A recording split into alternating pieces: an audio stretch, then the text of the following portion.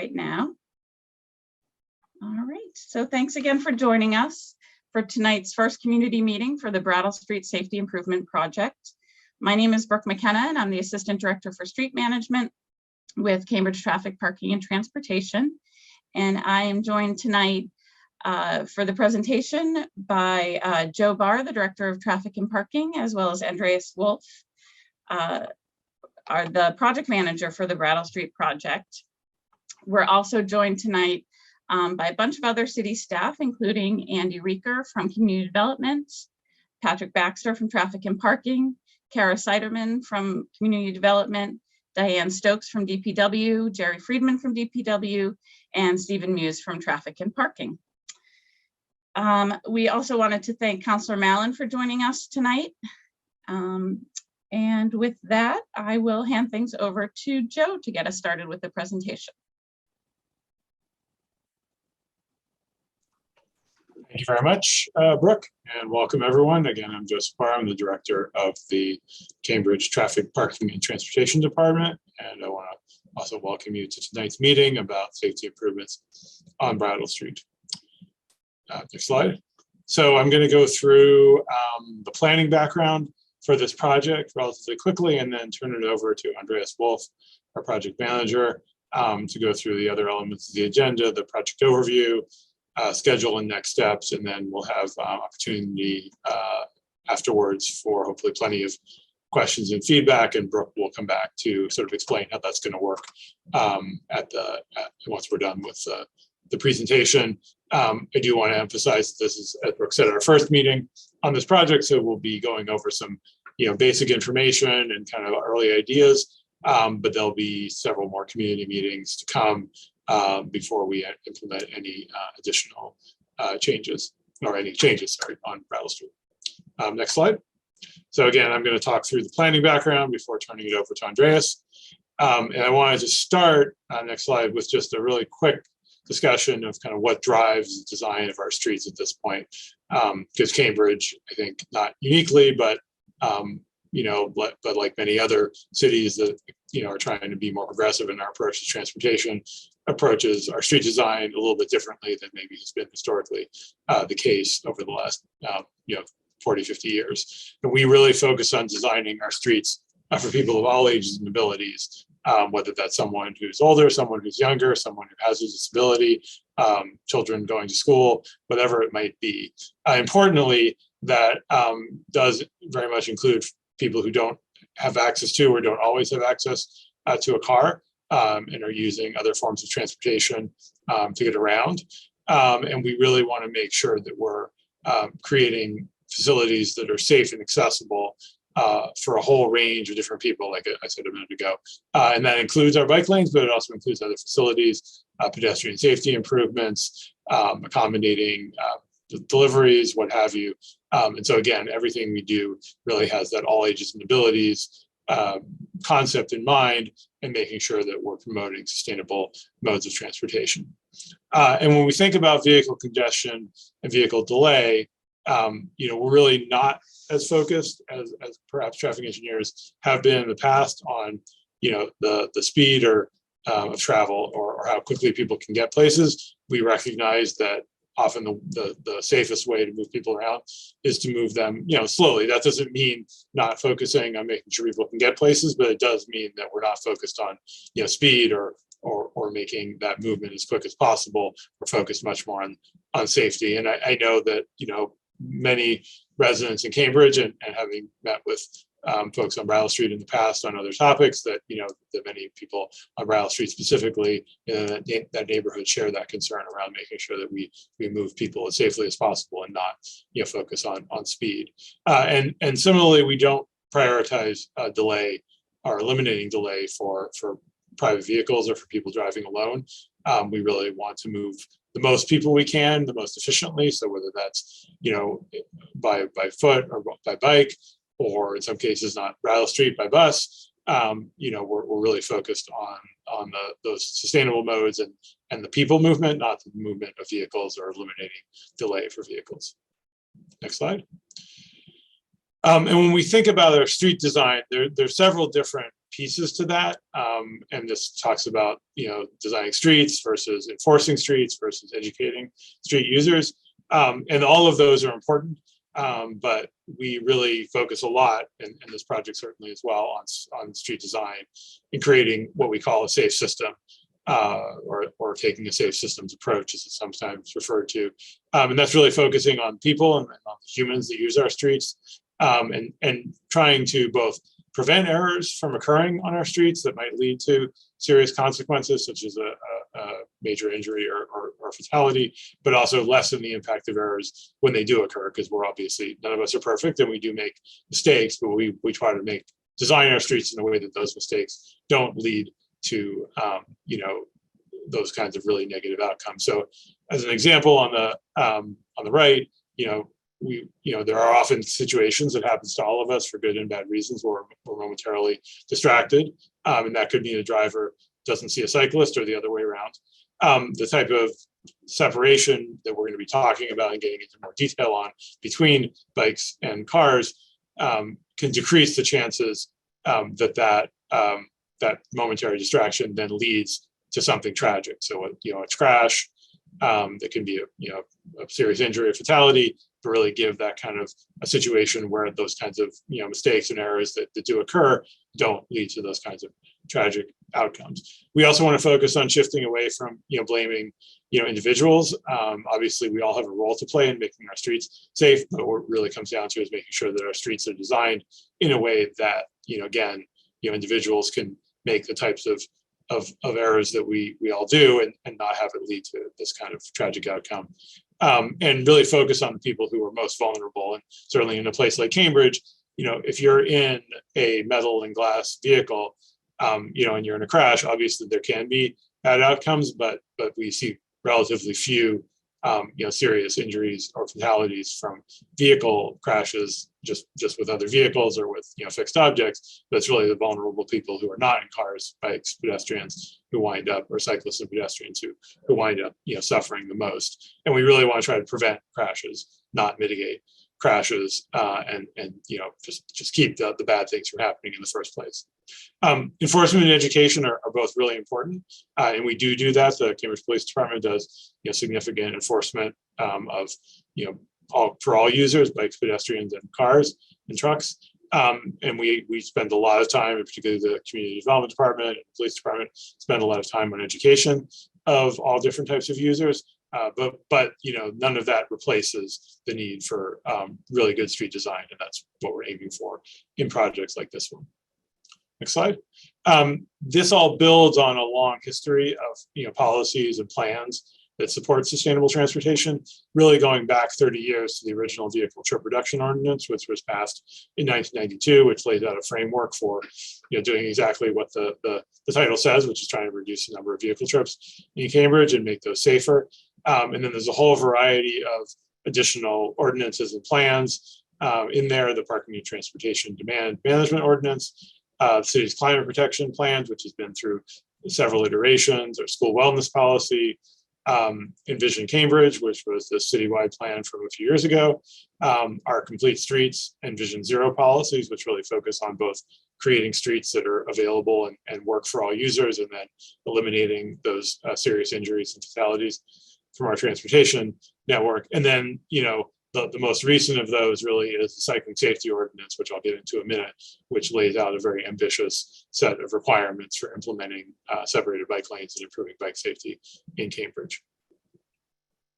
So the Cycling Safety Ordinance, which some of you may have heard of, but just in case, I wanted to give a quick background on that, was originally passed in 2019 and really focused on building out separated bike lanes when we were reconstructing streets as part of the city's overall capital plan. And particularly where those streets that were being reconstructed intersected with streets that were identified in the city's bicycle network vision for greater separation, we were required to build out those separated bike lanes based on a 2019 version of the ordinance. Subsequent to that, in 2020, the City Council significantly amended the ordinance and really set out a much more specific and even more ambitious timeline and requirements for installing about 25 miles of separated bike lanes within what at the time was 5 to 7 years, but is now a little bit less time as time has moved inexorably forward. And the location of those facilities is kind of defined both by what's in the bicycle plan and the bicycle network vision, as well as some specific streets that are required to be done as part of the ordinance itself. We could go on for an entire webinar about the ordinance in detail, but we don't have time for that. But if folks have more, want to learn more about that, there's information on the city's website, as well as being able to view the full text of the ordinance on the Muni Code website as well. So if you want to learn more, there's additional resources online about that. So I referred to the bicycle plan a number of times already, and that's really a blueprint for improving bicycling in a variety of ways, not just through facilities, but through all of the different pieces that are required to make biking work in a city. And that's was created in 2015, updated in 2020, and those updates will continue as time goes by. This is an excerpt or a snapshot of part of the map in that plan, or the bicycle network vision as it's referred to. And the purple line you see on Brattle Street indicates creating greater separation or creating separated bike lanes, which again, we'll get into more detail on what those are in a minute. But basically the entire length of Brattle Street from where it starts in Harvard Square all the way out to Mount Auburn Street is identified in that plan for separated bike lanes. One thing I also want to sort of quickly cover is the fact that Cambridge is a biking city. There's lots of people in Cambridge who bike, and even more who would like to be biking. And based on some surveys that were done for the bike plan update in 2020, more than half, over 60%, in fact, of Cambridge residents biked at least once in 2020, and that could be once, that could be twice, it could be every day. And then over 30% of Cambridge residents bike regularly, meaning two or more times per month. And of the people who didn't bike in that survey, over half wanted to bike more. And so there's both a lot of people already biking, and then even more people who would like to be biking. And if you look at the bar chart on the right, which is based on the survey that the city does every 2 years, it's a statistically significant survey, telephone survey that's done, as well as some online surveys. Those numbers are changing in a positive direction. The number of people who've never biked is going down. The number of people who are biking either occasionally or more frequently is going up.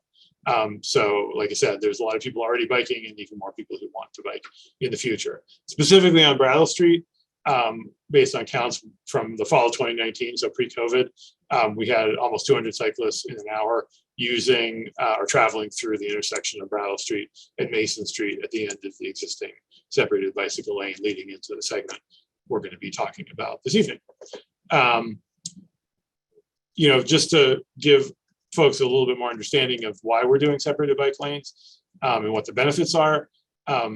Again, it's a really good way to design bike facilities that increase comfort and access for people all ages and abilities. So for a really strong, confident cyclist, they may already be out there, but there's a lot of people who, are less confident or traveling with their families, or, aren't moving as fast, and they really have a significant desire for separation. And we see, increasing use from that. They also reduce the crash risk and the risk of getting injured by creating physical or spatial separation between bikes and cars and travel lanes, and specifically eliminates the threat of being doored, because rather than traveling in between the travel lane and the parked cars, where if a driver opens their door, they can open it into the path of a cyclist, you're on the other side of the car, and there's also a buffer space. So even if a passenger opens their door, they won't be opening it up into the bike lane. It reduces the conflicts between vehicles and people biking, like I described earlier in the safe systems approach. You have fewer opportunities for bikes and cars to sort of come together in an unfortunate way. And then for people walking and pedestrians, it can result in reductions in the crossing distance, because there's space. So you can cross the bike lane, and then you're in the buffer, and then you can cross the travel lanes. And by visually and in some cases physically narrowing the roadway width, it can encourage slower traffic speeds, and that's certainly something we're hoping to see on Brattle Street in this case. And the photos at the bottom just give you a sense of the difference with one where the bike lane's right at the curb, and then the travel lane with no protection, and then the other one has the buffer area that's painted, as well as vertical flex posts that help create a physical separation between the cars and the bikes. Brattle Street has had some previous safety improvements at either end of the segment we'll be discussing tonight. In 2017, as I'm sure many of you know, we installed two-way separated bike lanes on that first segment coming out of Harvard Square, so from Mason Street to Harvard Square, to allow for two-way bike travel in that area. And then in 2018, the other end of the corridor where it meets Mount Auburn Street was reconfigured at that merge point with Mount Auburn Street to improve safety really for all users, bikes, pedestrians, and people driving, since that existing sort of slow merge was confusing, and this creates a more sort of normal type of intersection using some of the same types of flex posts and paint that we would be using for separated bike lanes. And then I also just wanted to acknowledge, because we've certainly had previous conversations with this community about the intersection of Spark Street, Craigie Street, and Brattle Street. We had a community meeting a few years ago to talk about safety improvements there. And there was definitely, and we know that there's still folks out there who are very interested in this, as are we, in the sort of long-term alternative of creating a roundabout at this location that would bring all these different streets together in a more organized and safer fashion. We do want to try to make some interim improvements at this intersection, not that roundabout, because that requires more construction, and we don't have the time or the funding to do that construction now, but we certainly will be continuing to look at it. And as part of this project, we will be refining the design of that roundabout, for future implementation, as well as creating more detailed and accurate cost estimates, because although, as it says, the future funding for the roundabout has not yet been identified, we know there remains a strong interest in it. And once we have that refined design and those better cost estimates, that will then allow us to start figuring out how can we get funding for this, and how can we actually get this into the city's capital program to get constructed. So don't want to promise anything, obviously, as part of this project, but I also want to make it clear that we haven't forgotten about that other project, and that we do intend to use this as an opportunity to make some progress on that, and then hopefully move it forward into full design and construction in the future. So with that, I'm going to turn it over to Andreas Wolf, our project manager, to go into more details on the specifics of this project. All right, thank you, Joe, for the background and for the introduction. Hello, everyone. My name is Andreas Wolf, and thank you, Brooke, for the introduction as well. So my name is Andreas Wolf, and I'm managing the Brattle Street Safety Improvement Project, and so I'll be going over the actual details now about the project itself, and kind of what we have in mind and what we're hoping to get some feedback on. So first, I'll just discuss the limits of the project that we're discussing tonight. And so this starts on the east side at Mason Street, at Brattle Street, and then continues west to about Mount Auburn Street. As part of this project, there are a few major intersections. So we'll be considering intersection modifications at two of those. One is the Sparks Craigie Brattle intersection that Joe just mentioned, and then also some additional safety improvements at Mount Auburn and Aberdeen Ave, or Brattle Street at Mount Auburn Street, Aberdeen Ave. And then also we'll be improving safety at all existing crosswalks, and that's what's highlighted with the dash bars on the screen here. So those crossings of Brattle Street, so we want to make safety improvements as well. So overall scope for the project. So as we've already talked about here tonight, we are looking at installing separated bike lanes that provide a physical barrier between people biking and vehicles. So these would run the length of the project. We're also looking at improving crossings, the ones I just stated. We want to improve safety at all those crossings. And as part of that, a key component is reducing speeds and making sure that as part of these improvements, we lower speeds on Brattle Street and address safety. specifically at those key intersections as well that I just mentioned at Sparks and Craigie, and again at Mount Auburn at Brattle Street, where we're going to make some safety improvements as well. So next, I wanted to go over, a limitation that we have for this project and for many of our projects that we do. This is going to be using mostly quick build materials. This is, a way that we are able to make safety improvements more rapidly. As Joe mentioned, there are some long-term, more major construction projects that are along this corridor that we want to do, but those involve significant more funding, construction. So what we're talking about tonight is specifically quick build improvements. So typically, as part of a quick build project, we'll look at making changes to pavement markings.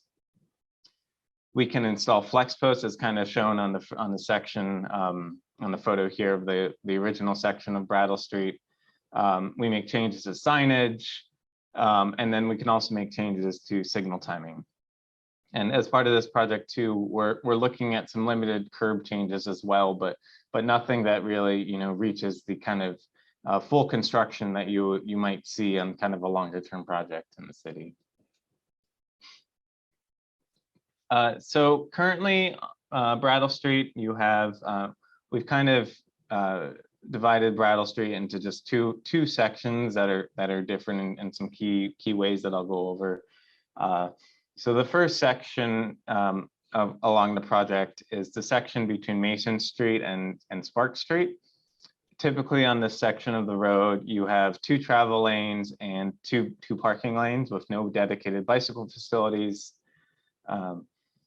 And then once you get west of Spark Street going down towards Fresh Pond Parkway, there's typically 2 travel lanes again, bike lanes, standard bike lanes, which are not separated, and then at least 1 parking lane. And then also, one thing too is on these 2 sections, we've also noticed differences in speeds as well, and some of the wider sections of the roads, higher speeds. And that's something we want to address as part of this project, as I said. And then, so currently the bike facilities along Brattle Street do vary quite a bit. So, starting at the far eastern end with the project we alluded to before that was installed in 2017, from Harvard Square to Mason Street, we have a 2-way separated bike lane currently. At Mason Street, then there's no dedicated bike facilities. We only have shared lane markings on the road. And then once you get up to the Sparks Craigie Street intersection, you begin with the standard bike lanes, which are adjacent to parked vehicles without the separation. And then on the other side of Fresh Pond Parkway, back to having no dedicated bike facilities until you get to Mount Auburn Street. So as part of this project, we considered 2 different layouts that we'll go over. The first was 1-way separated bike lanes on either side of the street, which is kind of a typical layout you see in other parts of Cambridge.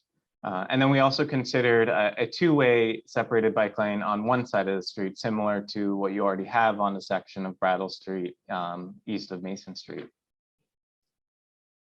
So the first alternative has separated bike lanes on both sides. So as part of this alternative, you have people biking who travel in the same direction as vehicles on either side.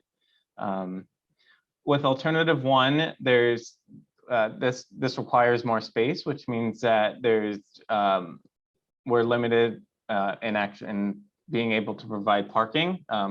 We can't provide parking in most of the corridor if we were to consider alternative 1. And also alternative 1 does create a bit of a complicated transition once you're trying to get between the existing 2-way lane and the 1-way lanes at Mason Street.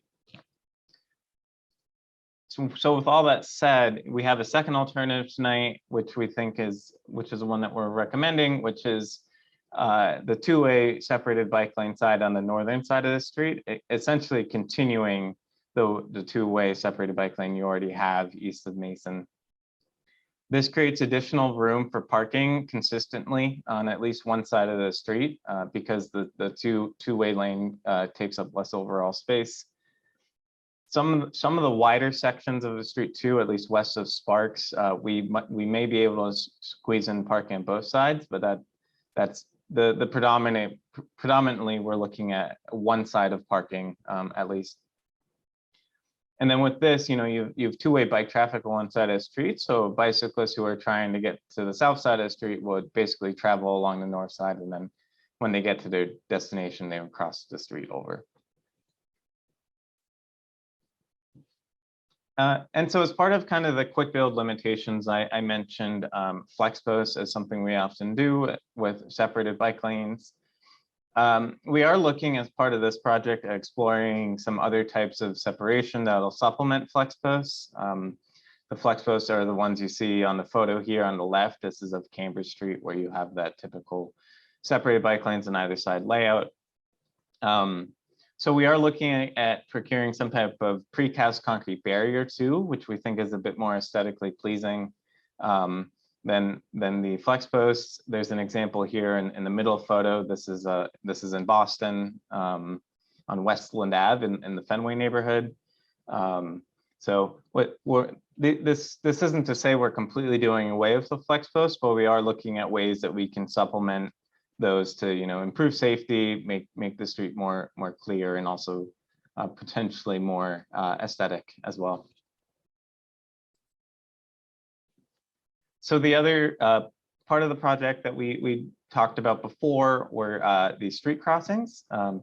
So we do as part of this project, in addition to installing separated bike lanes, we want to improve pedestrian safety throughout the corridor.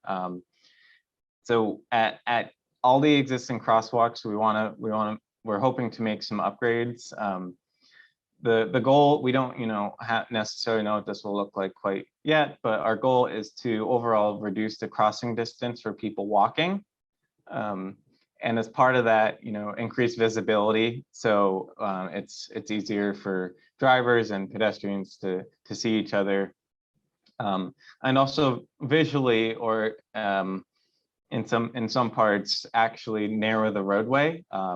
This is key to reducing speeds on all the streets, or not on many of the streets that we've installed separated bike lanes, or just narrowed the roadway in some way. We've seen reduction in speeds and traffic calming as part of that, and so that alone, improves safety. Once you have people traveling at slower speeds, or they're much more likely to stop for pedestrians, and slower in general is just safer if and when a collision does occur. But as we said before, we are somewhat limited to using quick build materials such as paint, flex posts, and the concrete barriers that I just mentioned. So not necessarily complete reconstruction of the curb, but we do think still that with those constraints, we can significantly improve safety at these locations. And so the next part of the project what is going to be some intersection improvements. So we're calling out two specific intersections where we want to improve safety. The first is this intersection of Spark Street, Craigie Street, and Brattle Street. So we are looking at some interim improvements that would be part of this project that could go in this year. Our goals, and this is something we definitely want to hear feedback on, but we're hoping to improve sightlines and visibility, reduce the crossing distances, reduce the number of conflict points for different users, improve bicycle facilities, improve safety and comfort, and just in general, add traffic calming and simplify the traffic pattern here. And then there's the other intersection, or looking at similar safety improvements, is at the other end at Mount Auburn Street. And here again, we hope we can reduce crossing distance, reduce conflict points, and also key, we are looking at installing the separated bike lanes, and we want to make sure that we're installing a safe transition. So you get to the end of that separate bike lane. We know Mount Auburn Street is a pretty busy street. We want to make sure that we're installing a safe transition point for people biking. So next I'll go over our overall schedule and next steps on the project.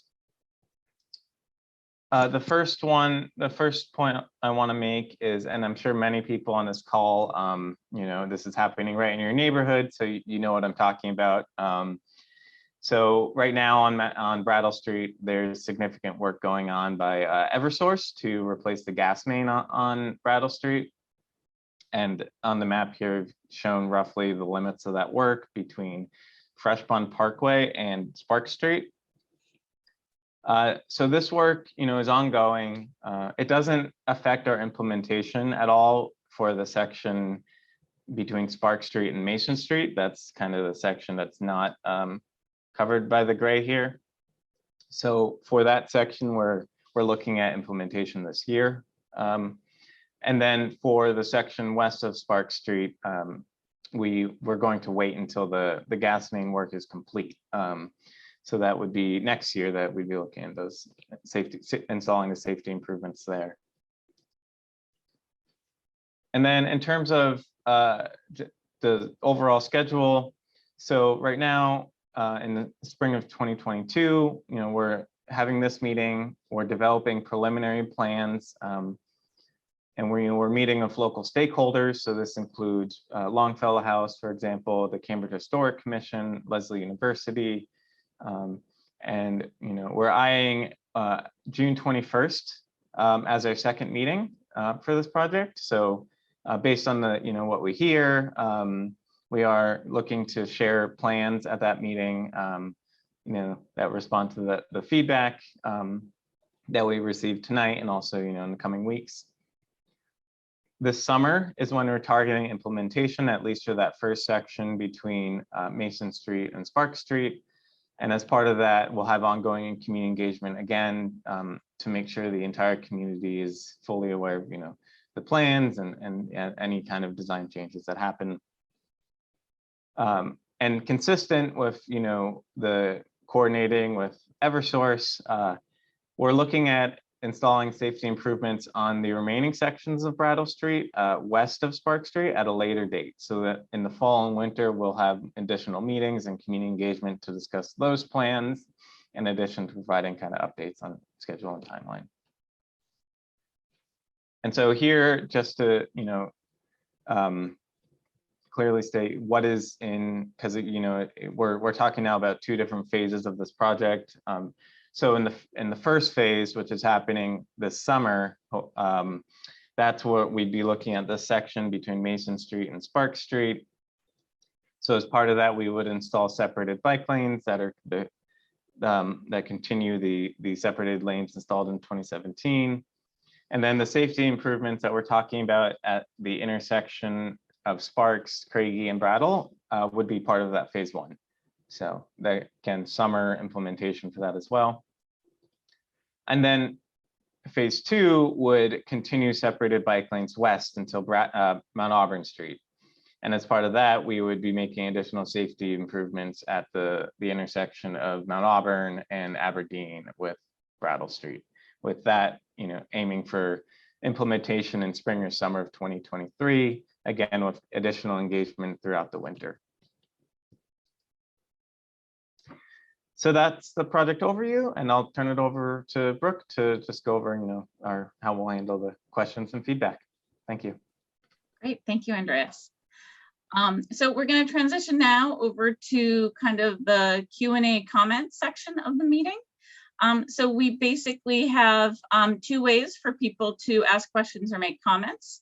That's either through the Q&A, the Zoom Q&A function, which has been open, and some folks have started to enter their comments and questions in there. And then if you'd like to speak out loud, you can now raise your hand. And so we're going to kick off by hearing your feedback tonight. But we're also launching a survey to gather more feedback. And we will send that out in a link to that survey in our follow-up email. And we'd also encourage you to join our website, visit our website to sign up for the project mailing list, just to make sure that you can you get our ongoing updates. And we want to hear everything you guys have to say, but, some specific questions, things like, which of these planned improvements are most important to you? What could we do to make this project better from your perspective? What haven't we talked about yet that you'd like to learn more about? And there are additional questions on the survey, but really we're here tonight to listen to whatever it is you guys have to say, either feedback or questions. So if we can just go on to the next slide. So the way it will work tonight is we're going to answer a few of the questions that have come in through the Q&A, and then we'll switch over to allowing people to speak. So make sure if you want to talk, if you want to speak out loud tonight, you raise your hand so we know you want to turn. If you've dialed in by phone, you want to use *9 to raise your hand. And then when we call on you, you'll use *6 to unmute yourself. Again, if you're more comfortable with a written Q&A, you can submit those questions as well. And we'll let people talk for a little while, and then we'll switch back to answering the questions that we've heard during the comment period. And we'll just kind of switch back and forth between listening to folks talking and then answering those questions and answering the questions that have come in through the Q&A. So again, here you have Andreas's contact information as the project manager, and you can always reach out to me as well. And with that, we will switch over and answer a couple of questions from the Q&A. So the very first question to come in, is there consideration for traffic calming in bike lanes? In existing Brattle Street bike lanes, bikes do not respect pedestrians and crosswalk. With bike lanes that encourage bikes to slow down at intersections and crosswalks, safety can be enhanced. So I'll let Patrick start us off with that one. Thank you, Brooke. So as part of all new separated bike lane installations, we do include painted markings in the bike lane approaching all unsignalized pedestrian crosswalks where bikes are expected to yield to pedestrians that say bikes yield to pedestrians, just to remind cyclists that they do have to yield to the pedestrian, same as anybody driving a vehicle. Next question, has outreach been made to the houses of worship community? Older parish members can be intimidated by speedy bikes at crosswalks. And I'll hand that over to Andreas to answer that one. Sure. So yeah, we are, as we kind of stated, we are working with all the stakeholders along the corridor. So that includes any, of course, residents, but major institutions along the corridor, such as Lesley University, the Longfellow House, and also, as stated, asked in the question, houses of worship, and also the schools, especially Buckingham, Brown, and Nichols. So, we, as part of this project in preparation for this meeting, I did try to send personal invites to all the stakeholders that I could at least get a hold of for this meeting and invite them. And our doors are wide open for one-on-one meetings with any of those groups as well. So. Great, thanks, Andreas. This next one is going to be for you as well, Andreas. Will the bike lanes be two-way like in Harvard Square on Brattle Street? And this may have come in earlier in the presentation, but maybe you can just reiterate. Sure. So yeah, we did look at two alternatives as part of this. One was the separated bike lanes on either side, as you see on Cambridge Street. The other was, as you see on Brattle Street currently, closer to Harvard Square, the two-way on one side. And as part of this project, we are recommending to do the two-way on one side for a number of reasons, but the two major points being that it's a more easy transition into the existing lane that you have on that section, and also that by doing the two-way on one side, we get to retain more parking on the street and at least have parking consistently on one side of the street. Great, thank you. We have a couple of questions about parking. generally speaking, we are, especially if we end up going with the two-way facility, we are going to be able to retain one side of parking, which is great. And there may be sections where we can have parking on both sides. This does mean, this is a change. So it will take some adjustment, and sometimes that does displace some parking onto side streets, an area where the, usage is higher. But there was, a specific question about visitors, and just like now, visitors with a visitor's pass will be able to park in the parking that remains after the fact. With street cleaning, people will need to make adjustments and move the car for street cleaning as they do now, and look for, the closest side streets to use during that time, I would say. Next up, question about speed enforcement. Do you have plans to enforce the speed limit on Brattle Street? At present, cars can go as fast as drivers can on Brattle.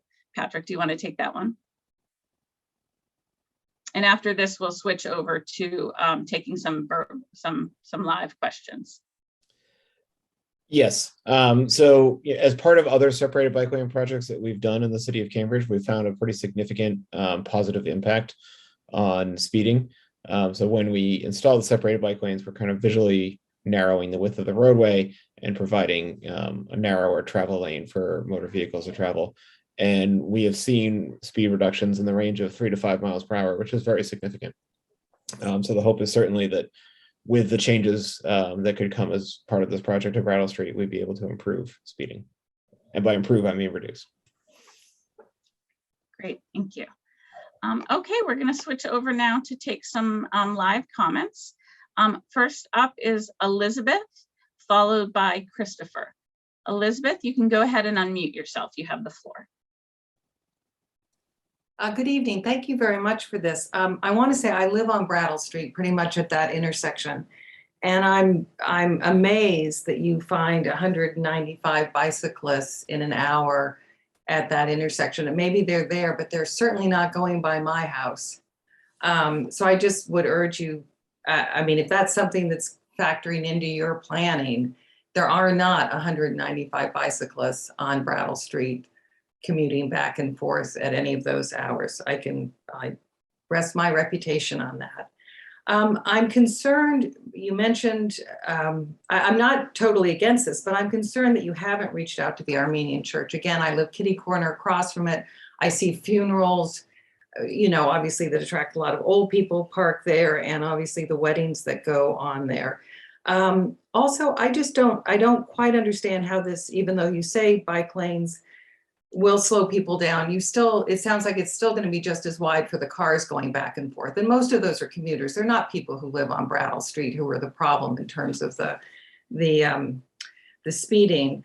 And I'm also concerned because I live right at that intersection is what really is going to happen at that intersection, at the Five Corners intersection in the summer to try to mitigate, because as you know, we spoke to Joe about this, that's one of the highest crash sites in the city. And it would be nice to see a little bit more attention going into trying to slow down traffic there, because it is really quite dangerous for those of us who walk. Thank you very much. Great, thank you, Elizabeth. Chris, you're up next, followed by Joe. Go ahead and unmute yourself, Christopher. Hi there. I'm really excited about this project. I think this is important for us to have some lower stress connections where a lot of people have been frustrated about projects on Mass Ave. This really does provide an opportunity for cyclists who are maybe less comfortable being on major roads to kind of go on other paths. So I do see that this would be an appealing alternative for people who would try and do those. I just have two kind of things to think about. One is I noticed sometimes on the part of Brattle Street that has bike lanes already, that there are situations where sometimes the bollard that separates the entrance to the bike lane has been knocked down, and then cars do park in it accidentally, even though there is a parking lane to the left of it. So I wonder if there's a precast solution or something strong enough to really deter that and to make sure that it doesn't just happen by accident, because I think this is probably what's happening.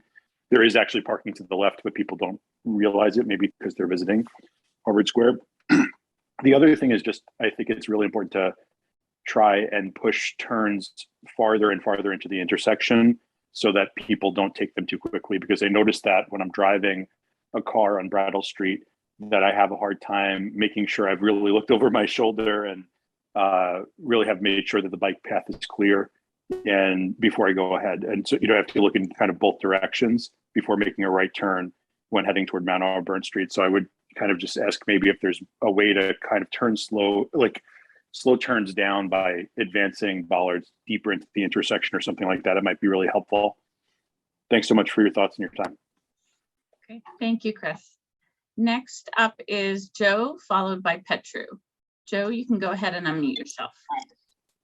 Hi, great. This is Joe Poirier, Sherman Street in Cambridge. I'm really excited to see that this is moving forward. I actually bike through that Craigie Sparks Brattle intersection once, if not twice, every single day on my way to work. And my wife and my son are down there often. So it's just really great to see that it's gonna be better for biking and walking especially. And I have a very specific comment / suggestion that I wanted to make about that intersection. Something I think about when I bike through there often is that, there's so many cars making so many turning movements because of all the streets that meet there. It might be really good to look into closing Craigie Street to cars and having that be, something that just pedestrians or bikes could make that turn. That's done really commonly in the East Bay and Oakland and Berkeley, also in Portland and Seattle, which are places that I've lived and worked, and it's awesome. You can also set it up so that, there's more green space there, or you can even make it so that emergency vehicle access is still possible, even though all the regular cars are not able to get through there. So that's my comment. Thank you so much for working on this and holding this meeting. I really appreciate it. Great, thanks, Joe. Petru is up next, followed by Bill. Petru, you can go ahead and unmute yourself. Thanks. So I use Brattle all the time because it's a great alternative to Mass Avenue, which means that it's like really nice, except for that one section that has the shared lane markings, which can feel a bit more uncomfortable. I did have two specific questions. So one of them is, how will the transition from one-way to two-way work at the interim at Sparks and Brattle for that year where there won't be separated bike lanes for the two-way existing?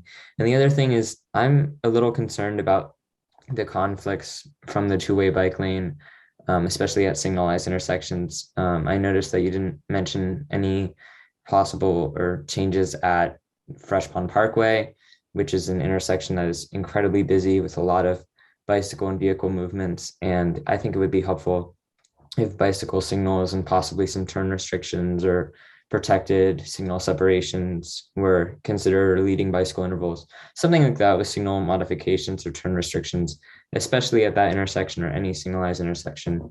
I know that you guys have worked with GCR on projects before, like on DeWolf Street, for bicycle signals. And even if the timing had to be a little bit interesting, I still think that that has to be a priority, because if that intersection isn't safe, then the project isn't really safe. So thank you for this project, and I'm really excited for the implementation.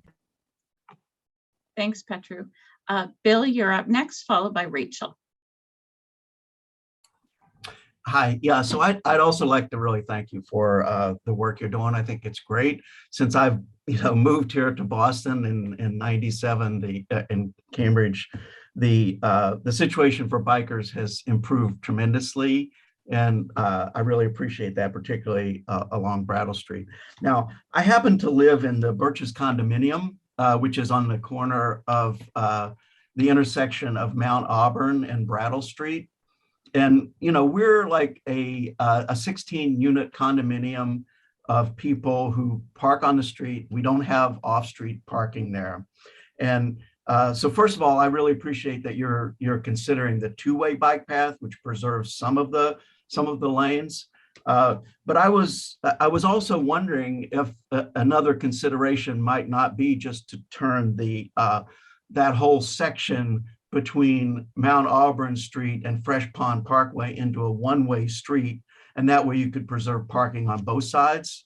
I think now that on Fresh Pond Parkway, you have that turn lane, so you can actually turn onto Mount Auburn going that direction.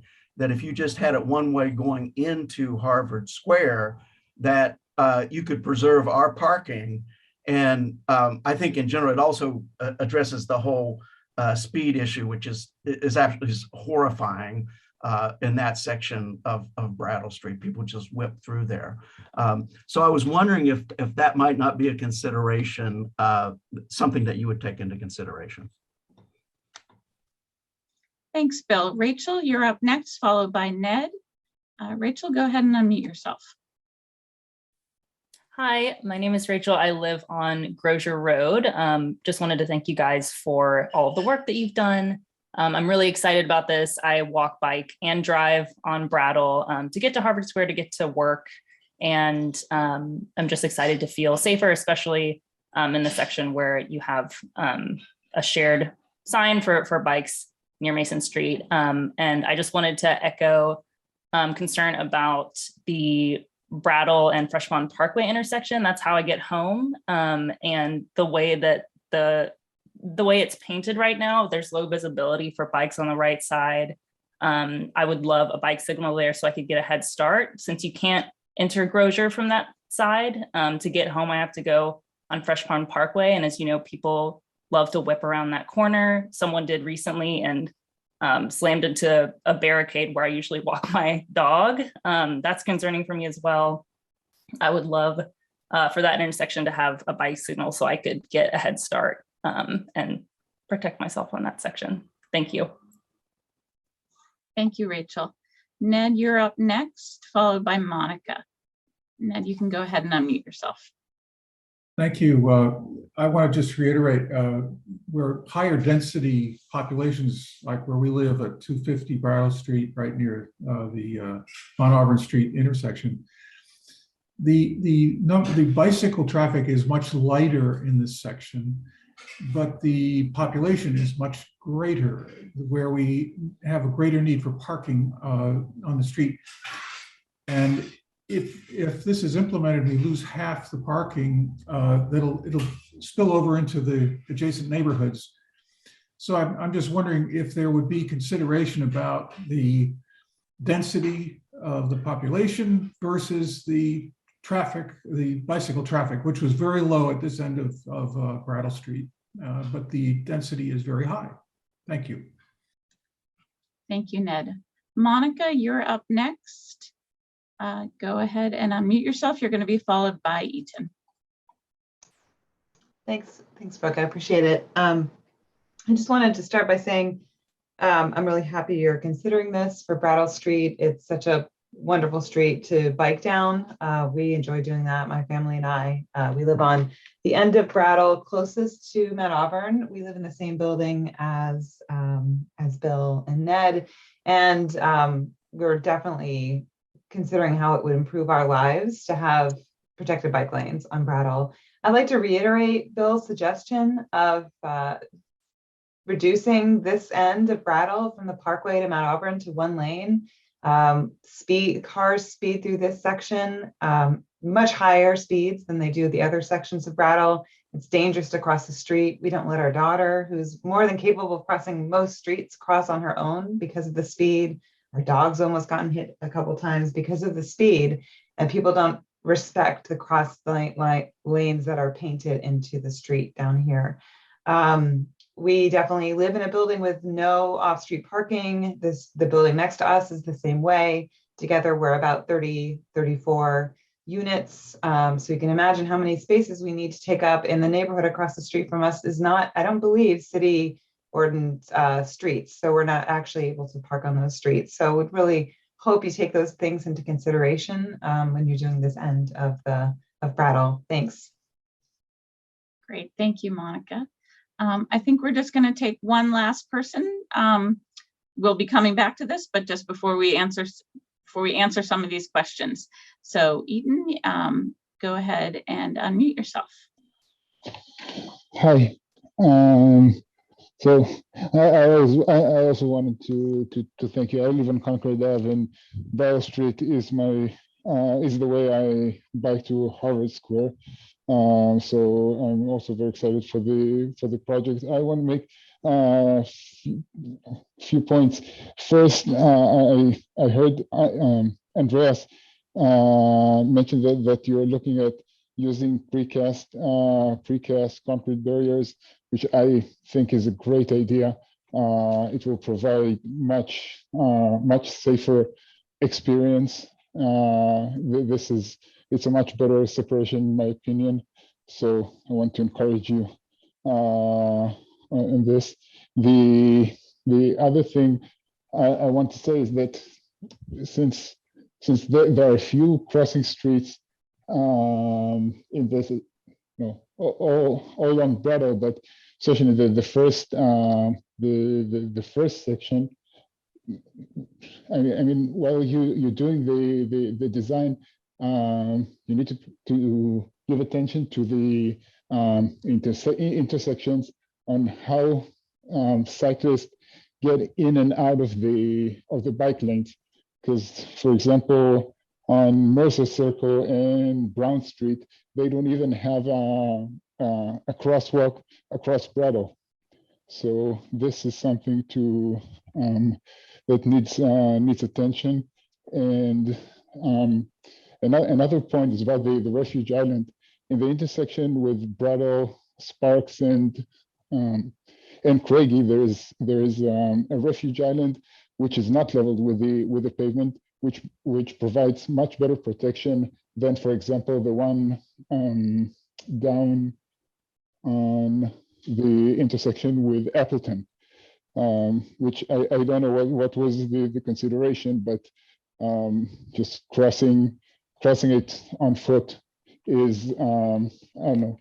I don't feel, when I do that, I don't feel I don't feel safe doing that. So this is one more thing. And the last point I want to, or the last thing I want to say is about the roundabout. And the roundabout that Joe was talking about. I wanted to suggest that when this effort is, when you're looking into doing this design of the roundabout on Brattle, maybe consider doing something similar on the other side of, on the other end of Sparks Street, where Sparks and Huron, which is very, very dangerous, especially for both bikes and cars that make the left turn from Huron to Brattle. So maybe this will be a good opportunity to fix both intersections.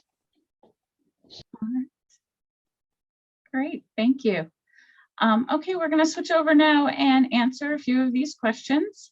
So we'll start with one of the earlier questions about our bike counts, suggesting more outreach with the Armenian Church, and concerns still about speeding and specifically safety at Craigie, Sparks, and Brattle.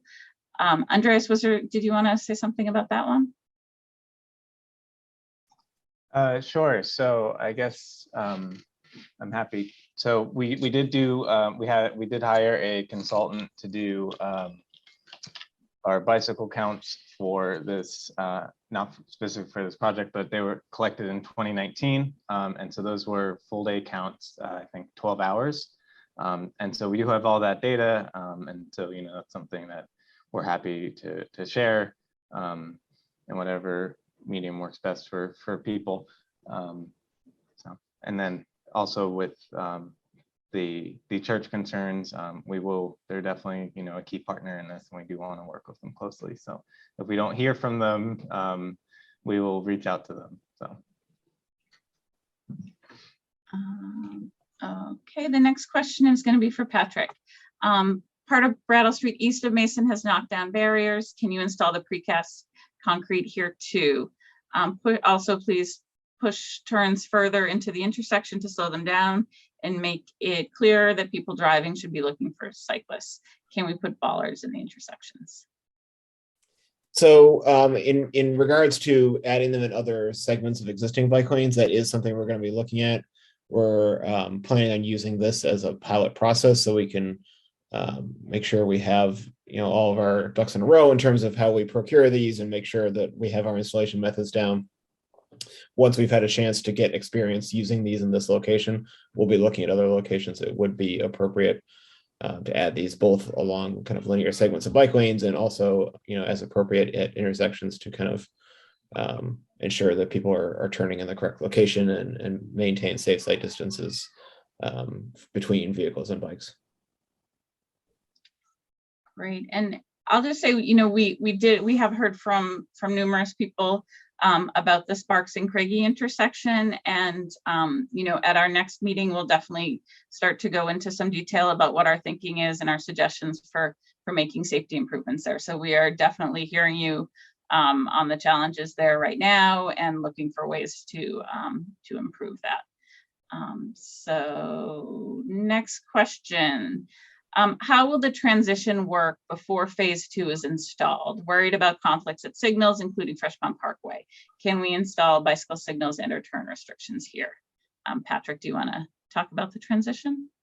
So we're still working on, laying out designs for the corridor. So we haven't developed, kind of all the strategies that will necessarily be used. One of the key items in the short term when we have a segment of the project installed and another segment not installed is how we do that transition. So that is something we're working on, and we expect to be able to show more information about that at the next community meeting. Great, thank you. Next question for Joe. This question was, we do not have off-street parking at the apartments off of Brattle and Mount Auburn. Can you make this stretch of street one way? This helps preserve parking and address speeds. Sure. I don't think we had really thought about that question in terms of the one-way street, although I certainly hear the concerns that have been expressed about some of the larger buildings that are located at that end of the corridor. So as I think about the street network out there, I can see some challenges with making it one way and kind of breaking some of the connections and making it difficult to get to people's houses for various reasons. But like I said, it's not something I think we had looked at. So I think we can certainly, look at that possibility. I would say, just off the top of my head, it's not necessarily something that I think has a high likelihood of working, and I think may have negative consequences, but we'll certainly, take the suggestion. Okay. And then, so the final questions,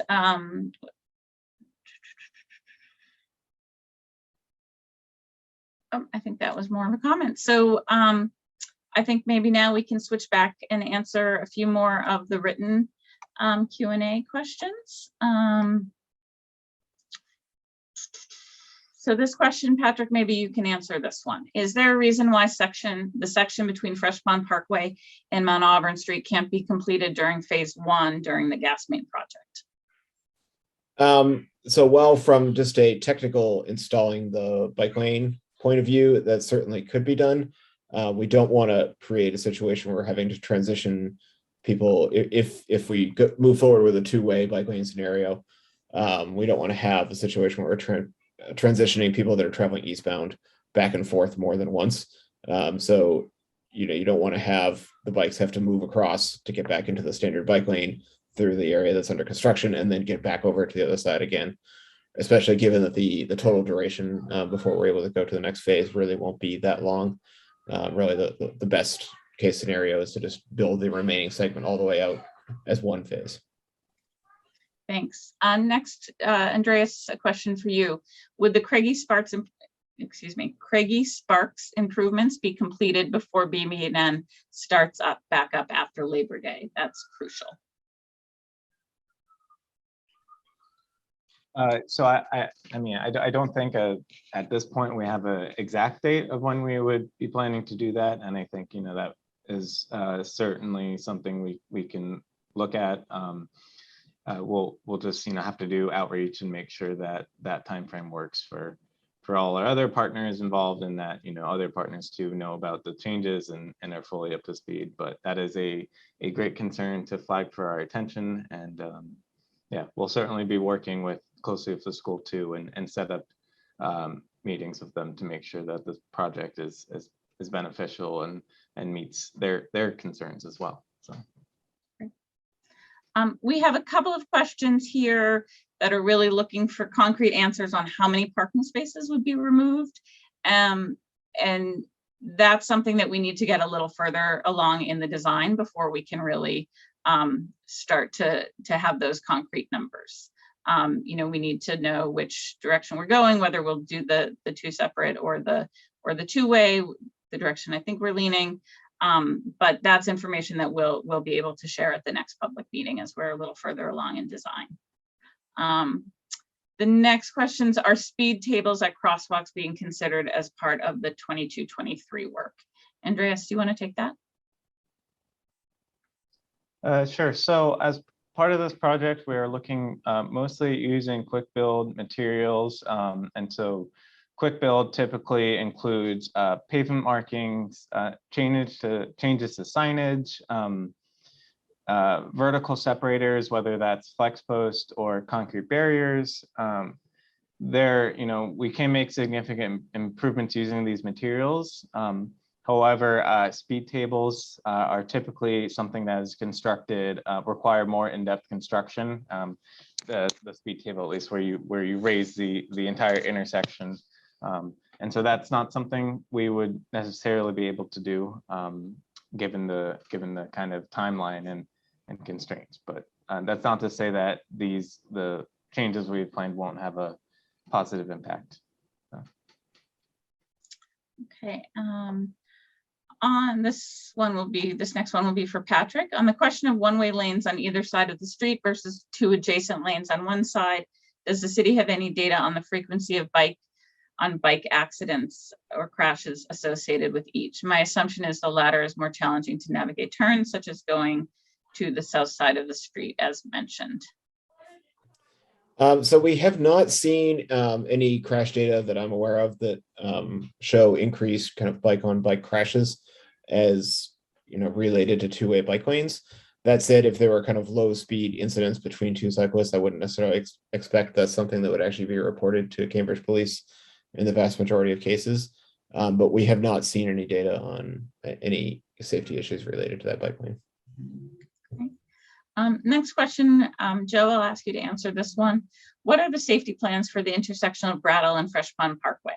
That intersection is currently a real issue for pedestrians and family bikers, as well as the intersection of Fresh Pond Parkway and Mount Auburn and Fresh Pond Parkway and Memorial.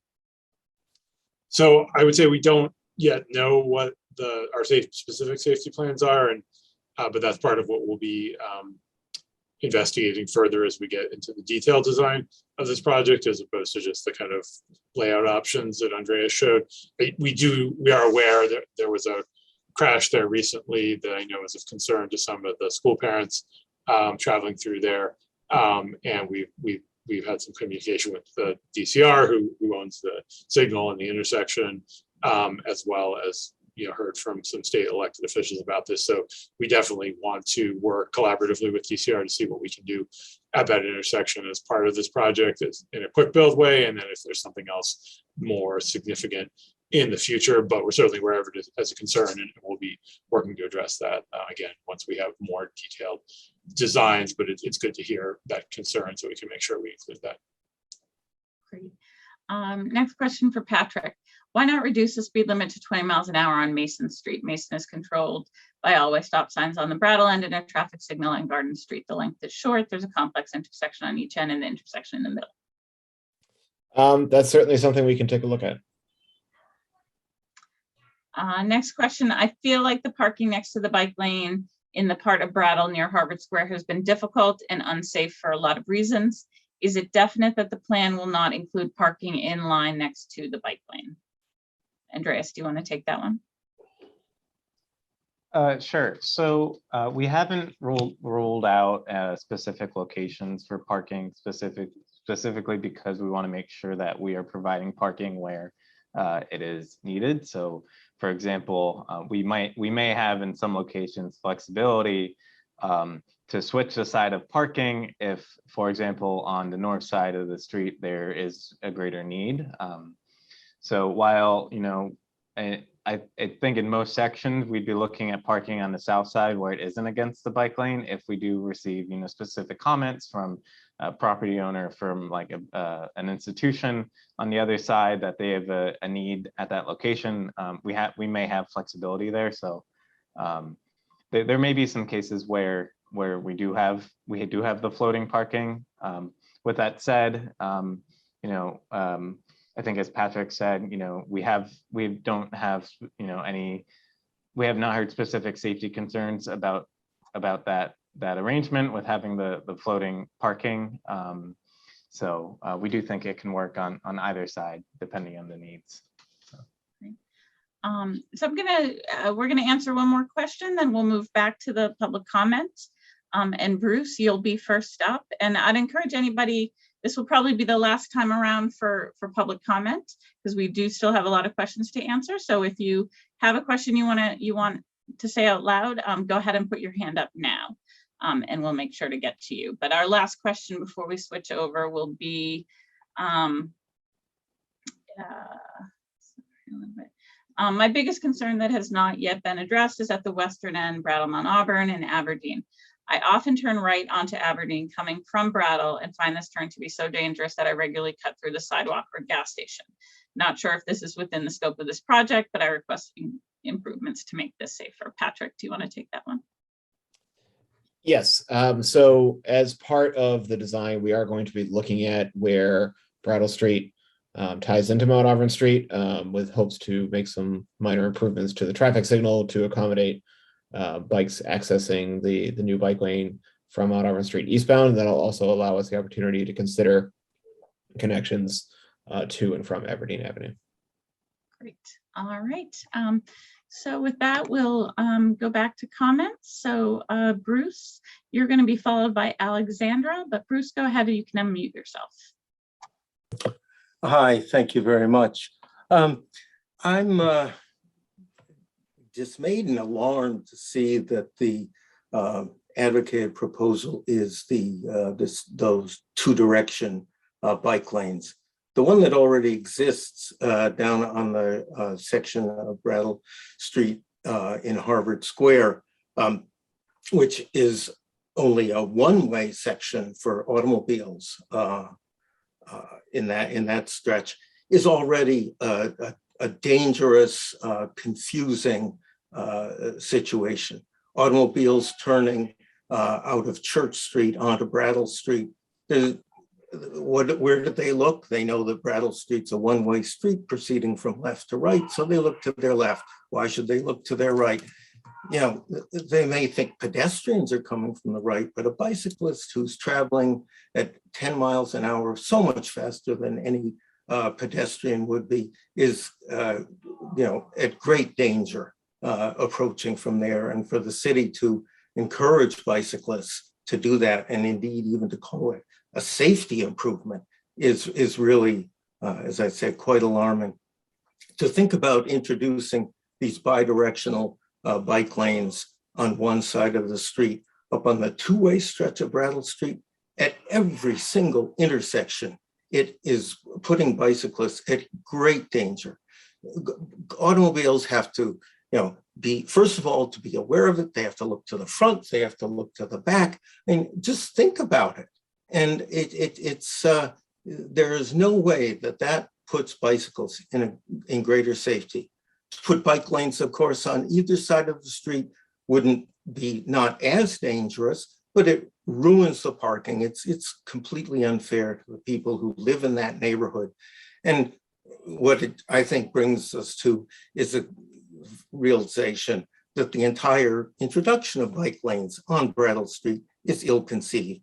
It's a big, wide, safe, pleasant street to bicycle on. I do it a lot. I bike all over Cambridge. It's a fun urban bike setting, and it's a shame that it's being, you know, kind of chipped away at by these separated bike lanes. It's a misguided effort. I regret it. Thank you, Bruce. Next up is Alexandra, followed by Josh. Alexandra, you can unmute yourself. Yes, I would like to agree with everything the person before me said. I think if you have lived in Cambridge or come to Cambridge and stayed more than 5 minutes, you will know that there are very few available parking spaces. The idea of putting concrete barriers on Brattle Street or any street is such an unaesthetic, ill-conceived idea. How are we supposed to get to our cars when it snows? We have to walk over concrete barriers? I'm 79 years old. So anything that makes parking for me more difficult is not something I can get behind. And besides, as a general comment, every time there are social changes proposed, they are all designed for young people.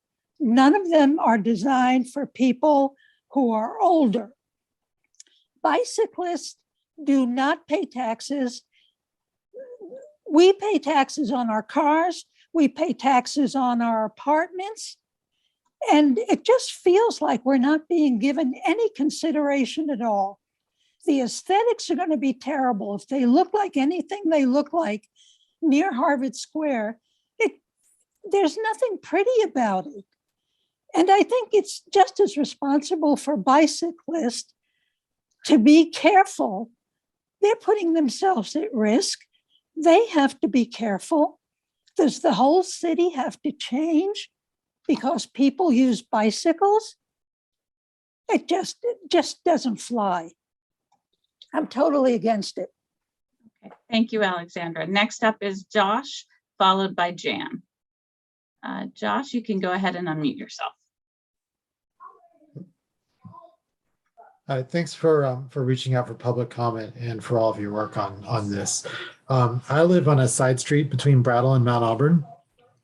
I wanted to echo the concern that people have about parking in the surrounding neighborhoods. I am glad that you are not considering eliminating parking entirely. I did want to point out that there are real costs to my family and other families from reducing street parking. In particular, and different people have different situations, but I have a child who has special needs, who we need to transport to therapy, and we have therapists who come and visit him. And as it is, parking and traffic are very challenging. If parking and traffic becomes significantly worse, as I think they will be under this proposal, it will impede our ability for him to receive the services that he receives. So there's a public health component to that. Additionally, I wanted to echo the comments of Alexandra, who just spoke.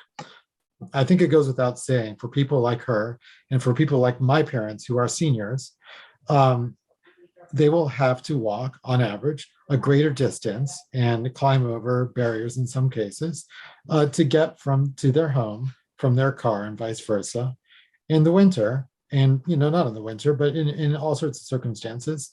And these are people for whom biking is not an option. And there are very real health risks that come from that. And I think Alexandra understated that. But a 79-year-old who slips and falls because they need to go a longer distance to their car, from their home to their car, that's a very real impact for them. And it has consequences for mortality as well, frankly. So my question for you is, number one, how do you factor in these other public health impacts from parking reduction, or do you not factor them in at all? And number two, what other modifications to the plan would you consider to retain additional parking relative to the two-way proposal that you have on the table right now? Thank you. Thank you, Josh. Jan, you're up next. You can go ahead and unmute yourself. Oops, sorry. Go ahead, Jan.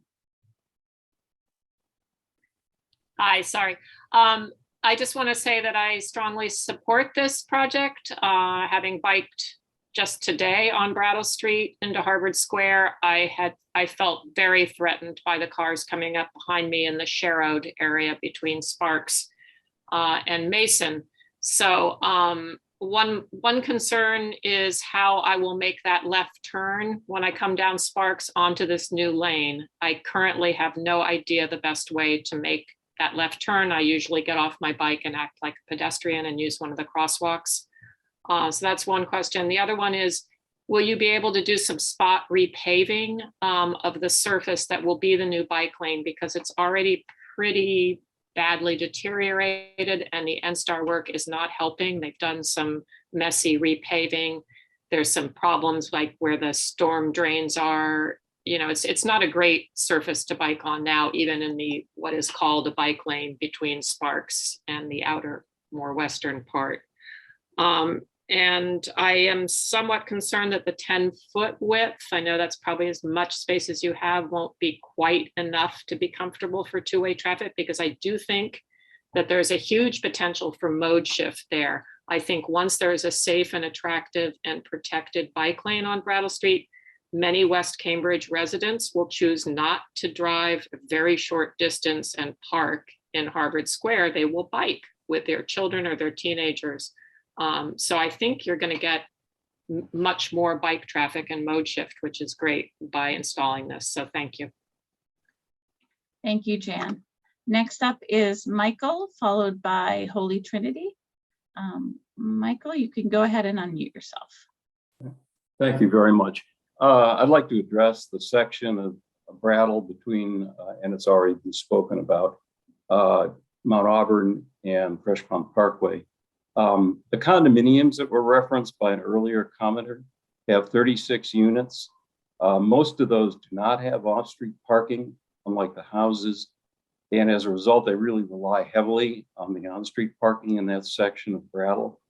I venture to guess that most of the residents of those buildings are over 60 years old. And so the health and safety considerations that were alluded to earlier apply to those residents. Now, these, mind you, are residents who live there. They're not commuters. And they need their cars for purposes of travel and also, obviously running errands. They have to then take whatever they've got in the cars in terms of packages and groceries, and then go into the buildings. If they have to go and park on neighboring side streets across Brattle, because they're all across Brattle from those buildings, they have to go across the street attempting to use the crosswalks. I'd venture to guess, and I've really tried to look at this because it's a real concern to our community, that no more than 40% of the cars will stop for crosswalks, if that. And so it's a really significant health and safety concern. One, I think that it is equal to or greater than the bicycle concerns that have been raised. So I think that if you're looking at health and safety, which of course is the major justification for these projects, you really need to look at the complete universe of health and safety considerations, including these. I'm hoping they have been, but I haven't heard mention of those by any city officials as yet. And so I would very much like to see that taken into consideration and addressed in your plan. Thank you very much. Great, thank you, Michael. Next up, Holy Trinity, followed by Barbara. Holy Trinity, you can go ahead and unmute yourself. All right, there we go. My name is Bill Malconi, and I'm sitting in for the parish council members, just monitoring tonight's presentation. Holy Trinity is celebrating its 60th anniversary this year. We've been a good neighbor in the community, have limited parking in the back of the church, and our parishioners really depend upon the parking along Brattle Street. In fact, our handicap parking is directly in front of the church, and bicycling is not an option for the bulk of the parishioners because we come from all over Greater Boston to that church. I know that some of the people come actually from the Cape every Sunday to worship. So the Brattle Street parking would be crucial on our side of the street. And again, we not only have the handicap parking, but we have a number of elderly parishioners who are not able to walk far distances. In addition to that, I don't know what we're supposed to do with hearses and limousines for funerals and weddings. We're not just there on Sundays. The church is used pretty regularly, and parking is used on that side of the street. So I would ask that this board take that into consideration. And just anecdotally from my being there and observing bicycle traffic, I only see a handful, 1 or 2 people bicycling when I'm typically there in a 4-hour period on Sundays. People bicycling from Sparks down towards Fresh Pond. I'd be curious to know how many bicycle deaths there have been, how many injuries there have been. And earlier in the presentation, there was a comment made about how the board in trying to reach its decisions hasn't concerned itself with who's at fault for some of these crashes. I would wonder why you would not be curious as to whose fault a crash might be. I mean, certainly you could prevent all bicycle and car collisions by eliminating all motor vehicle traffic altogether. But if you did a study and you learned that the bicyclists were typically the ones at fault for either not paying attention, not following the appropriate rules of the road for bicyclists, and so on and so forth, why wouldn't you want to know that? We'd like to try and stay away from blaming, individuals on, either side. So if you could maybe wrap up your question, that would be great. Yeah, just intellectual curiosity. Why wouldn't you want to know what's causing the crashes? Great, thank you very much. Next up is Barbara, followed by Jessica. Barbara, you can unmute yourself. Am I unmuted now? Yep, we can hear you. Go ahead. Okay, thank you for taking my response. Again, I'd like to reference the fact that this one last block of Brattle that has the 38 condo units where multiple people live in each unit, it's almost difficult to ever find a place to park on the street when people are coming home from work or on the weekends or whatever. It doesn't get that much bike traffic. I think if anybody clocked it, they'd see that compared to the amount of owners here, it probably doesn't register. But I have to say, what would you expect me as a 78-year-old woman who's lived here for over 25 years and loves Cambridge? Where do you expect me to park to be able to carry groceries or anything in? I mean, you cannot tell residents with 38 units that, sorry, go find somewhere else to park, when in fact there isn't anywhere else to park. So, are people going to have to park on the other side of Fresh Pond Parkway to get to our apartments? Are we going to use the parking lot at Star Market on Mount Auburn Street? There is no place to park. So please do not eliminate both sides of the street parking. I think biking's great. My daughter just bought a bike, but there has to be consideration to the majority versus the minority as well. Anyway, thank you. Thank you, Barbara. Jessica, you're up next, followed by Patrick. You can go ahead and unmute yourself, Jessica. Hi, I'm a 70-year-old bicycler who actually rides on Brattle Street on the lanes and really enjoys them. And I've worked at the Harvard College Observatory for 37 years now, which is hard to believe. I only lived in Cambridge the first year I was working there, though. One of the things I'm curious about, so I'm not going to say anything bad about drivers because they've said so much bad about bicyclists. But I am 70 and I bike, about 16, 17, 18 miles round trip to get to work when I go to work. Right now, because of COVID and post-COVID, I'm only going in 2 days a week instead of the 5 that I used to before. So I was riding 20 miles a day almost and 5 days a week before COVID, when I was a mere 68. So one of the things I'm curious about is James Street, which added a bike lane without much celebration, but it's really a beautiful thing to have, except that where it runs into the streets on either end of it. And I'm hoping that you can look at what to do about, especially the Brattle Street end, because the angle is weird and cars almost have to run onto the bike lane to make the right turn onto the street, because that's the only way they can turn on it. Because it's just because of the way it's been narrowed down for pedestrians. It's a very awkward intersection. So I'd like you to just look a little bit further in than Mason, because it is effectively part of the Mason Street intersection, because bicyclists that are turning right onto Mason are going to use James Street. And drivers too. So it's pretty significant. And the other thing, somebody was talking about how, well, and then bike lane plowing is somewhat of a problem at intersections still on the Brattle Street bike lane. I've been there, I guess probably in the beginning of 2020 was the last time. Well, actually, no, I was there last winter. And there was a giant pile of snow totally blocking the bike lane, probably right at James Street. Although I think there was another one right at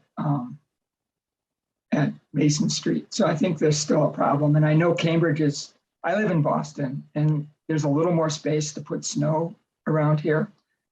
And I know I lived in Cambridge for 11 years, and I know what it's like to try to find places to put snow. But the bike lanes generally are clear, but not always. And I think I'd like to see that good, because if you're commuting and take the bike lanes, you want it to be there. And somebody commented about one-way traffic slowing down, one-way streets slowing down traffic, and that's totally untrue. Two-way streets generally are slower, especially if they're narrowed. So that's all my comments. Thank you. And I put most of that in the chat, so I don't have anything else. Great. Excellent. Thank you. Patrick, you're up next, followed by Marie. Patrick, you can unmute yourself. Hi, I'll give a shout out to Holy Trinity. I've been in the neighborhood almost as long as they have. I learned to ride a bicycle here. I learned to ride a tricycle first, and I've got a picture of my dad on a tricycle on Craigie Street. So there's always been bikes in the area. My earlier comments about slowing Mason Street down to 20 miles an hour could also be applied to that portion of Brattle Street between Fresh Pond Parkway and Mount Auburn Street. It's just not a very long stretch of street, and a motor vehicle is not going to get there much quicker by lowering their speed from 25 miles an hour to 20 miles an hour if they actually obey any laws. Parking is a concern. My family has been here for decades. We don't have parking. Our next door neighbors don't. Other people in the neighborhood do not have parking. Bicycle behavior. I routinely see bicycles in bike lanes with one hand on the handlebar and the other hand holding their phone up to their face. Maybe at the very least, could we put up some signs that say, please don't do that? I don't know if it's legal or not, but it really ought to not be legal. I'm sure no one's going to get arrested for it, but I know there are signs that say yield to pedestrians, but it doesn't happen always. My mother is passed now, but my father is still here, and he uses a walker, and people just zip along, and sometimes they don't see anyone because they've got the phone, they've got the handlebar and the phone, and they're not looking for anyone. Or instead of slowing down or stopping, they decide that, I'll just swerve around something. Well, that's not good behavior. And as I say, it's like perhaps narrowing the bike lanes or putting cross-hatching or going from blacktop to bricks or something to alert the cyclist. I am a cyclist, by the way, that, hey, you should slow down and pay attention because, you may save your own life or save yourself from injuring somebody else. Thanks very much. I appreciate all you're doing. Great. Thank you, Patrick. Marie, you're up next, followed by Paul. Marie, you can unmute yourself. Hi. I was curious because I listened intently this evening. I didn't hear any consideration for the fact that this is Brattle Street. It's our historic Brattle Street, the most historic street in Cambridge, if not the country. I don't hear any kind of accommodation to that. No matter what street I've been on that has these bollards and concrete separators, and then the street itself has all these diagramming. It's not aesthetically pleasing. No matter what you do to it, it just can never be attractive. And I don't hear even one comment about it from you folks. The only thing that I get from the very beginning is that this is about bike safety and bike ease. I agree with the senior citizen, Alexandra, who spoke. My mother aged in place, and she had her PCA and OT and PT who came to the house. They need to be able to park without, driving a half mile. And I don't hear any kind of accommodation or even consideration of that. I definitely support Holy Trinity. It's not a territorial parish, it's an ethnic parish. People travel from all over to go to these. And certainly the services are not confined to Sunday morning. I don't hear any consideration for that at all. You have many streets that run parallel to Brattle that you can play with. I don't see any justification to this at all. Thank you. Thank you, Marie. Paul, you're up next, followed by Janie. Paul, you can go ahead and unmute yourself. Thank you. I'm a Cambridgeite and a frequent cyclist on Brattle Street to and from work. I'm very enthusiastic about the two-way bike lane with concrete bollards, as well as the safety improvements that come to everyone from a road diet.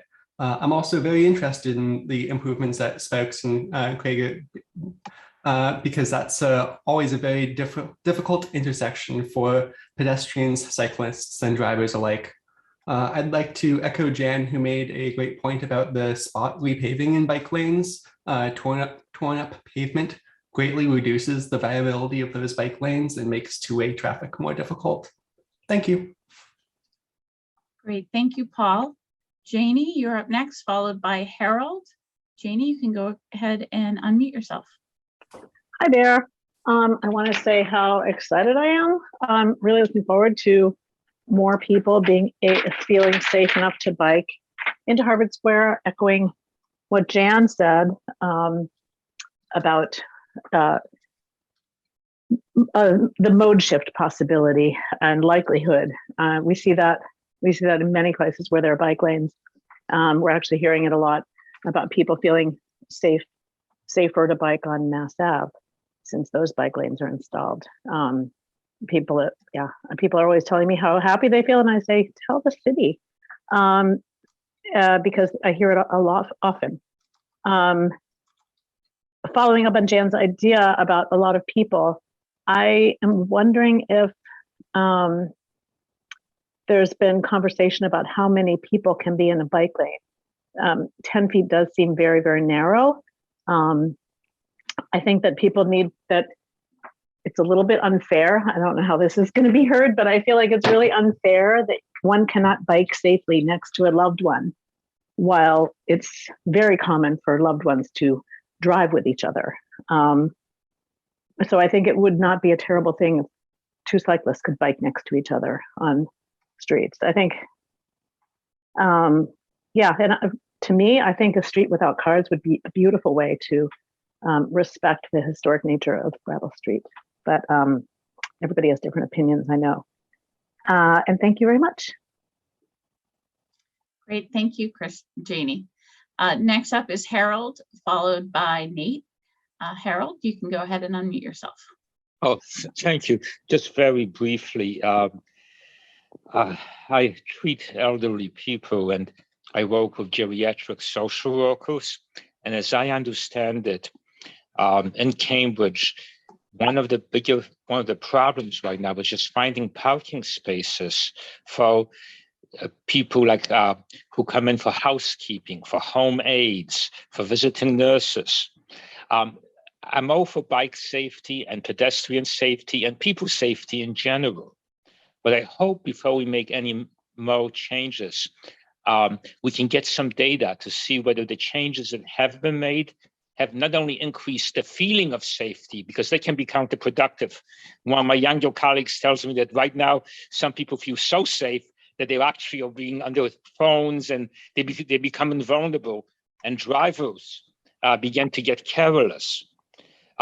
Let's see if there's actually an increase in bike safety. Let's get some data on that for Cambridge before we make any major changes which affect the health and safety of elderly people, fragile people, people who basically need to have parking spaces close to their home. So that's my only comment. And listen, thank you. I know everyone has good intentions here, and I really appreciate all of you taking the time to go ahead and do what you're doing. But let's get some data before we make some major changes. Thank you, Harold.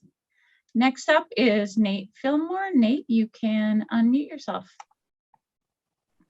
Hello, I just wanted to say thank you guys for doing the project. I bike frequently on Brattle Street in the area and also drive, and I feel it will be better for both drivers and bicyclists, because currently when you're driving on the street, it can be a little bit, at least for those of us who prefer not to hit people, it can be a little bit awkward to try to navigate people who are currently riding in the same lane. So having the bicyclists be separate will be a, I think an improvement on all around. So thank you very much for the project. Great, thank you, Nate.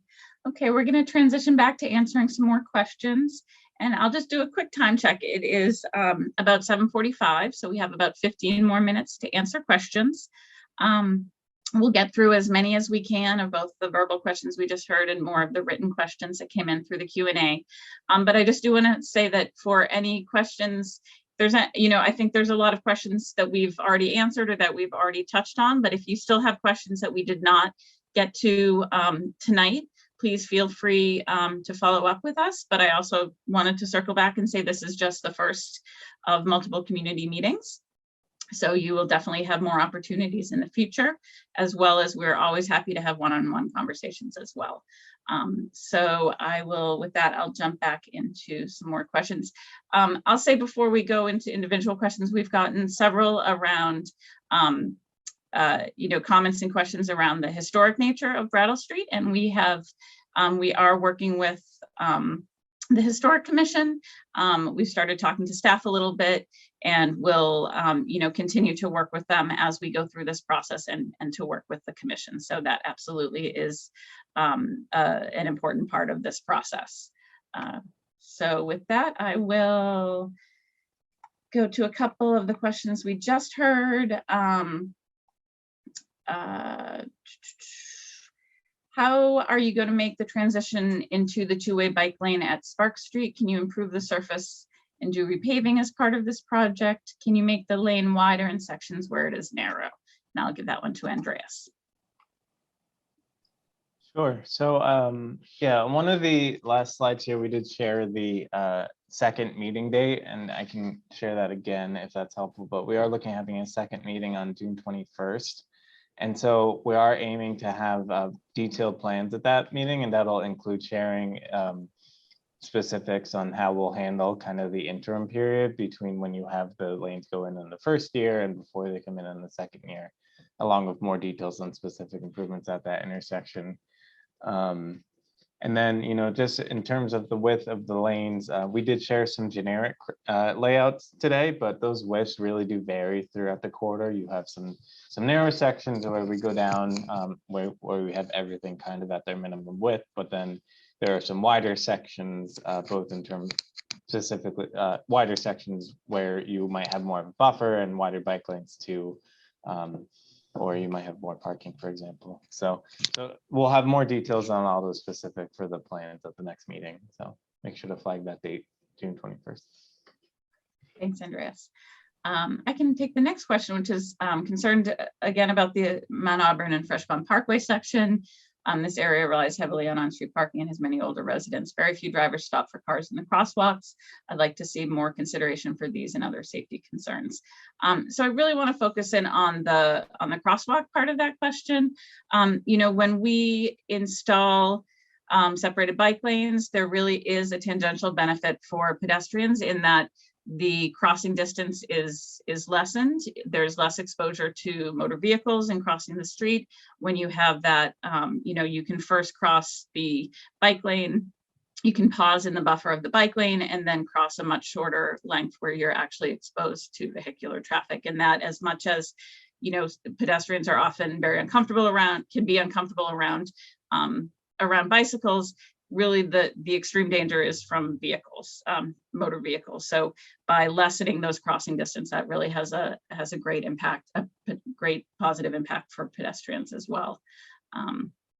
We are definitely paying close attention to all of the crossings along the entire corridor and looking to make improvements for pedestrians all the way along. So next up, I'll have a question for Patrick. A bike lane was added on James Street and it's great. I'm curious what you can do to improve safety at James Street and Brattle. Snow maintenance is an issue with the current bike lanes. Our DPW does do a lot of work around snow maintenance of the bike lanes, especially in Harvard Square. That can be challenging sometimes because they'll pass by and clear the snow out, and then sidewalk maintenance work will kind of end up putting the snow back. So sometimes it takes a couple of visits before everything is kind of cleaned up, and we all need to be a little bit patient sometimes immediately after a storm while things are kind of getting cleaned up there. In terms of the safety at the intersection, we've looked at that pretty extensively through the Brattle Street design process, but if folks have more specific concerns, they can feel free to reach out separately. That is outside the limits of this project, but anytime we have safety issues identified as part of any existing project or really any street or intersection in the city, we certainly want to hear more about them and address anything that comes up. Great, thank you, Patrick. This next one I'll give to Joe. Parishioners dependent on street parking to attend church in the area. Brattle Street parking is crucial on the side directly facing Holy Trinity Church. The church also has a need for parking on days other than Sundays. I would also like more information on bicycle crashes. All right, I'll hand that. Sure. So I think in terms of the parking issues, I think that's helpful to know, some of the specific concerns and areas that we need to try to accommodate parking. I think there are, as Andrea said, that the area around Sparks is where we may have some opportunities to preserve some amount of parking on both sides. It is important to be clear that in order to install the separated bike lanes, which is something that is a significant priority for the city and is again spelled out in the cycling safety ordinance, that it will have some impacts, but we are trying to minimize those, trying to figure out ways to preserve as much parking as possible. And again, understanding where the specific needs are is really important as we move into the details of the design. Again, what we showed this evening is just initial layouts. I also just want to say, in terms of the the question that was raised similarly about crashes and kind of what the responsibilities are, when we say that it's not that we're not concerned about what happened and the circumstances, and it's just a question of we're not trying to blame any one person, because even when someone was doing something that might have it sort of proximally led to a crash, there are often much more significant factors in play that kind of led to that situation. So again, I think it's not particularly productive to get into a discussion of individual responsibilities in these situations unless someone was truly negligent, but really trying to understand the set of factors that led to that crash occurring, and then trying to understand those in a sort of citywide or type of facility way, so we can really make sense of what the best designs are. And as we noted earlier, there is a lot of evidence to support the fact that these kinds of separated bike lanes are really the safest option for the full range of users. So again, I just want to be clear, it's not that we're not concerned about causality, but again, that doesn't necessarily imply blaming any one individual or participant in a crash for what happened. Thanks. So moving back to the written question and answers. With the two-way bike lanes, would you be providing a left turn box for cyclists to make left turns? I'll hand that one to Andreas.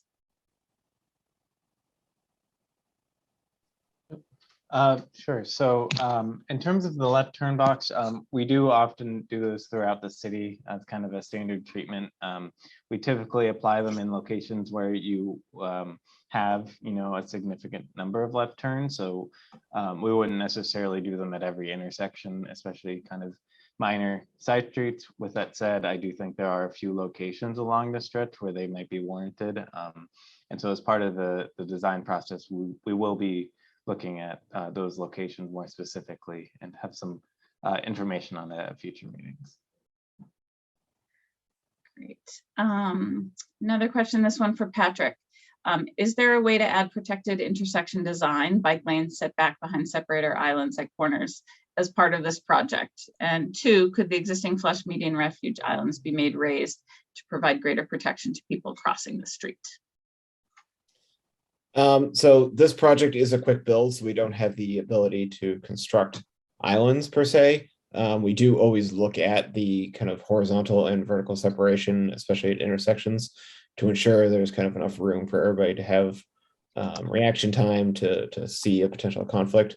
So we are looking at that in terms of how to lay out the striping and separators. It just wouldn't be a physically raised island. Also, in terms of the question about the refuge islands, we are looking at potential the ability to use some of these concrete separators that we've mentioned to kind of create a refuge between the bike lane and the travel lane, so pedestrians are able to cross kind of each of those zones of the roadway separately and have a place to wait that's protected via those separating devices. Great, thank you, Patrick. This next question will be for Kara.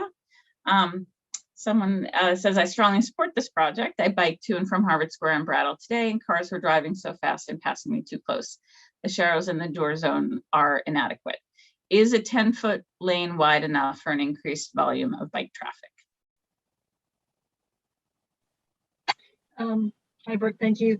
I did see that question, and I have to say I was a bit confused. So the lanes on Brattle Street right now, the general travel lanes are ones where you have a shared usage of this street by all the people who are traveling on there.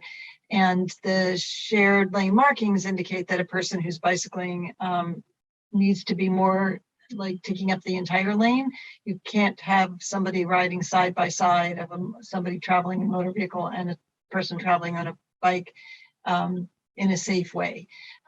So people who are traveling by bike would need to take up the entire travel lane. If you do have separated facilities and we had, say, 10 feet for two-way traffic, then that is a sufficient amount of space.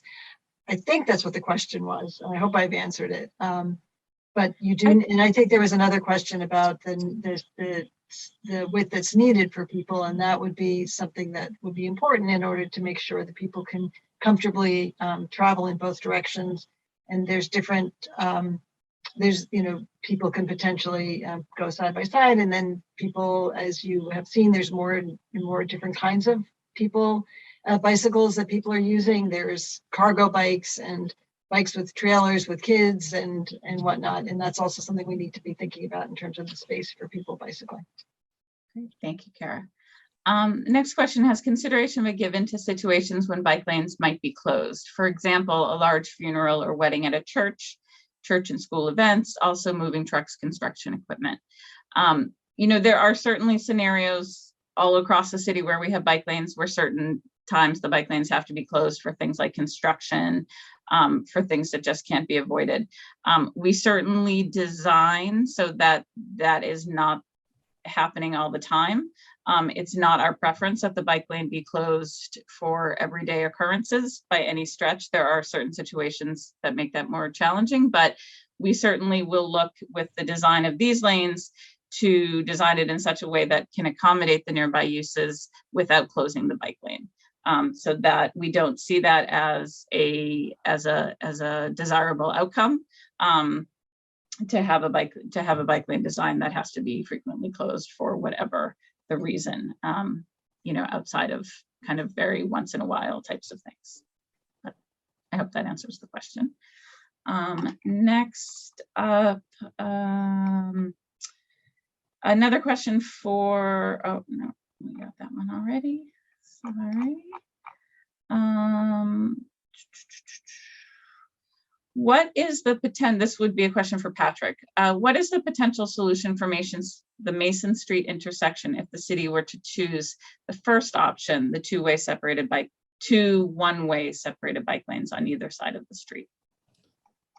So similar to, what we'll need to achieve at the Spark Street intersection in the interim, if we were to select the scenario with one-way bike lanes on both sides of the road, we would need to design some improved intersection treatments.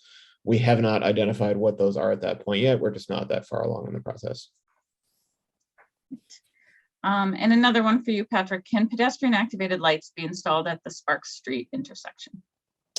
So this was in the meeting we've referenced a couple of times for the Spark Street intersection that took place a few years ago. We did look at the alternative of a traffic signal versus a modern roundabout at that intersection. And we heard very clearly from the community that folks did not want to see a traffic signal, at that location, just kind of disrupting the historic nature of Brattle Street. People were much more in favor of a modern roundabout, which provides similar benefits for pedestrians without the necessity of the signal infrastructure. So that's, something we're still looking at pursuing as a future improvement for this location. All right, great. Well, that brings us pretty much to our stopping time. We did get a lot of questions through the Q&A function, and we did not get to every last one of them. I hope we touched on most of the topics. But again, if you do have a specific question that we didn't get to tonight, please feel free to reach out. You can follow up with Andreas. Andreas, do you want to put your info back up? You can also reach out to me. My email is bmckenna, bmckenna@cambridgema.gov.